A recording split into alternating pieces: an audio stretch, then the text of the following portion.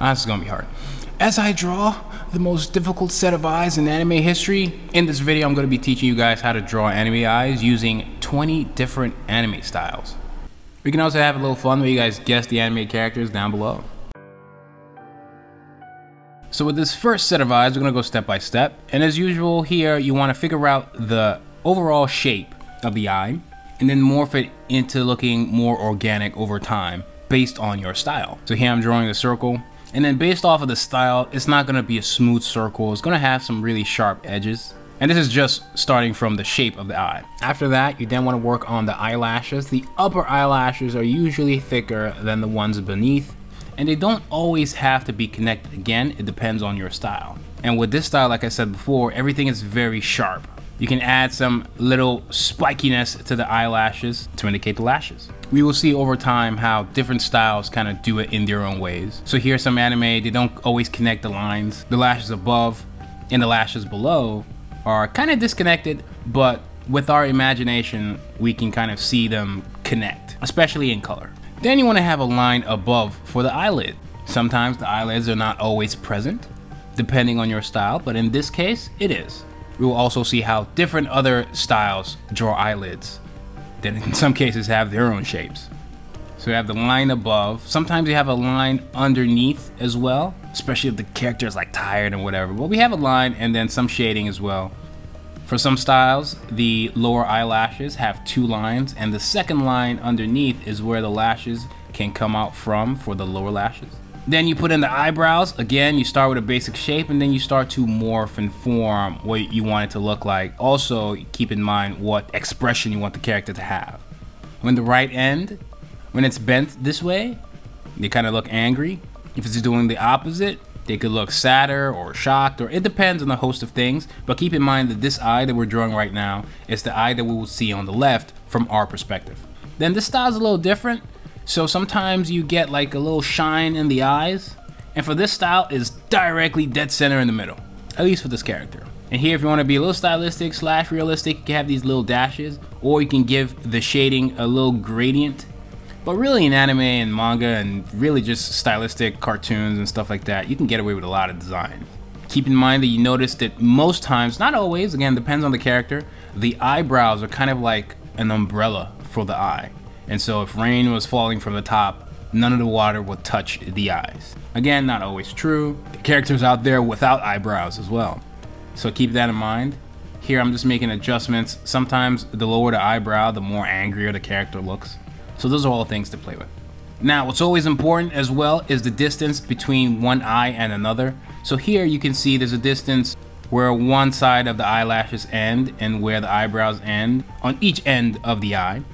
You want to make sure there's a distance bigger than that distance for the nose and where the nose is going to be before you start plotting out where the other eye is going to be. Because you don't want the other eye to be too close because it can look a little awkward, or at the very least unattractive. If you want to draw an attractive character, that's never the case. Again, obviously depending on your style. There's styles out there where both eyes are literally touching each other, so take what I say with a grain of salt. Here's an example. At least for me, it's something I try not to do. And now I'm just putting in the other eye, having them match, making edits if necessary, because it would have been different if I was just drawing an eye in my style, but now I'm kind of drawing a already existing character, so I kind of want it to look a little more identical. I wonder who this is. And then for the next set of eyes, once you understand all those principles, you start to make up your own shapes, and then you go in with more detailed lines, and you start doing what you want to do. Sometimes you can see that greater sign and less than sign that sometimes stem from the closer ends of the eyebrows.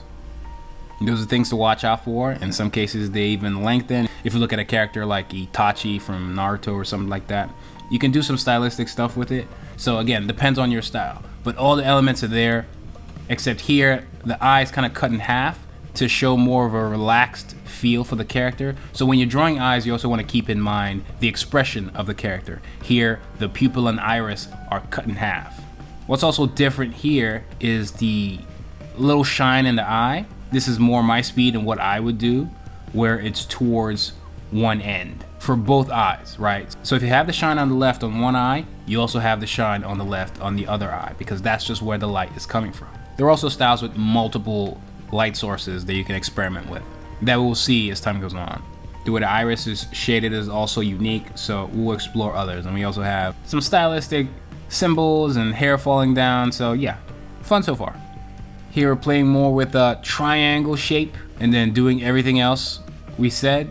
This time the eyes are not just cut in half, they're cut at the bottom as well. In some ways you can actually tilt this to have the character look like they are looking down.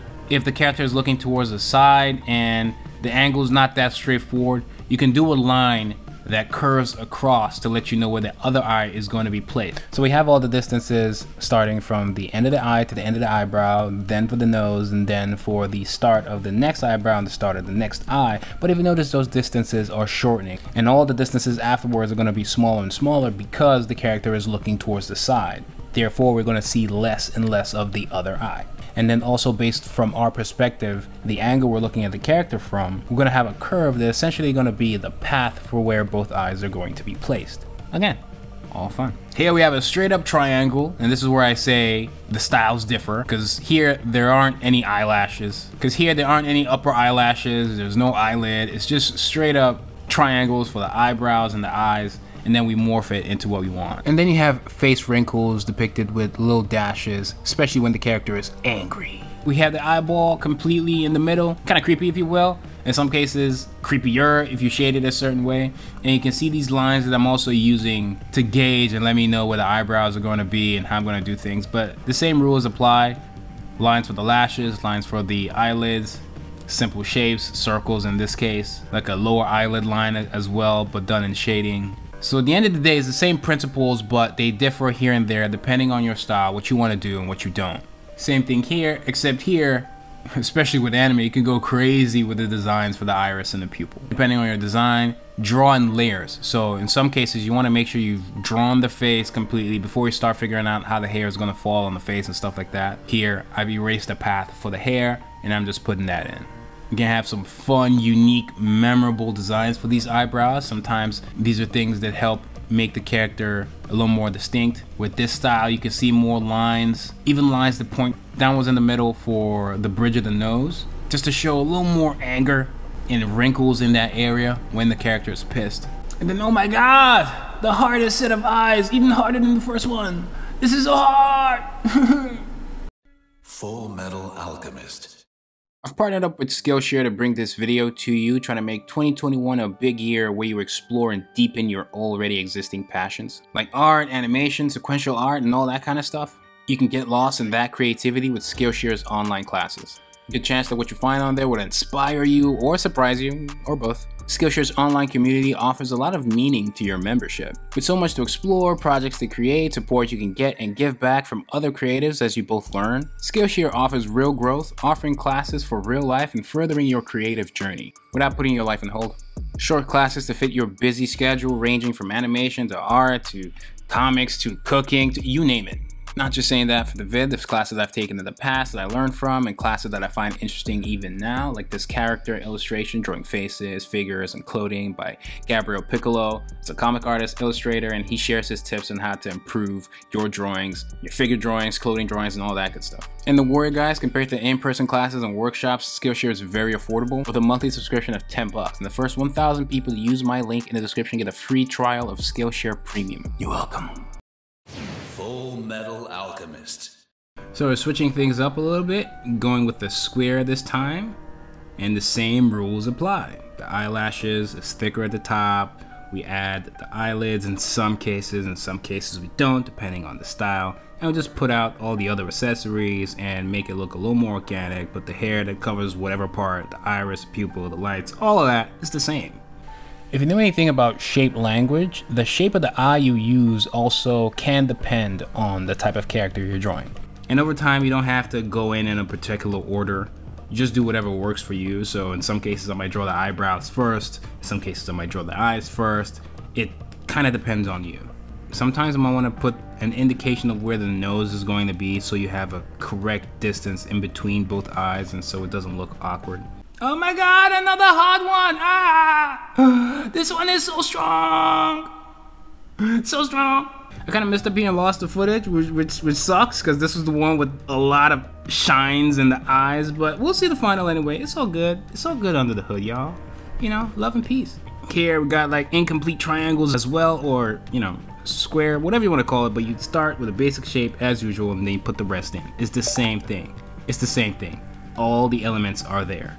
The order you go in is up to you. The ones you omit, up to you, up to your style. Same here, but again, in anime sometimes you can do some really kooky stuff, so the eyebrows can be really weird, the eye shape can look really weird, and you can find ways to make it work. Again, you figure it out. This is a case of something that maybe is not as humanoid, and the eyes are separated a little more in a weird way, and even the pupils that usually would be a little closer together, they're never exactly in the middle on each eye. They're kind of coming close to each other, at least a little bit, but in this case it's kind of doing the opposite, which actually makes the character look a little more uneasy. This right here again is a case of a very weird shape. It almost looks like a teardrop going sideways, and then you have a very unique design for the pupil and iris. Also for the eyelashes. Here you have like a slight curve. We'll do more videos where I draw characters from different angles, but I have a video drawing characters from beneath, and this kind of matches that a little bit. But again, look at the eyes. It's really thick top and bottom. Sometimes it's even thicker depending on if the character is wearing makeup or stuff like that. And then the final, where we're going for a more realistic touch, as you will see, but even when we're going for something way more realistic, the same rules apply. The same rule. A little gradient, a tiny eye shine, the lines for the eyelids at the top that kind of connect to form that greater sign, less than sign if you want it in there. Some lines to indicate the lower eyelids, hair going in front, where the eyebrows are placed, all that good stuff. The distance in between the eyes, same deal. So that's it for the video. I hope you guys liked this video, enjoyed it. For the 2.5 people that made it to the end, I thank you a great deal. Holy Ghost, smash that subscribe button and turn on all notifications. Hit that bell so you stay notified each time I upload absolutely anything. If you're confused about anything, you have any questions for me, you can let me know in the comments below. You can check out my comic, Apple Black. I'm the writer and illustrator of Apple Black, published and serialized on Saturday AM.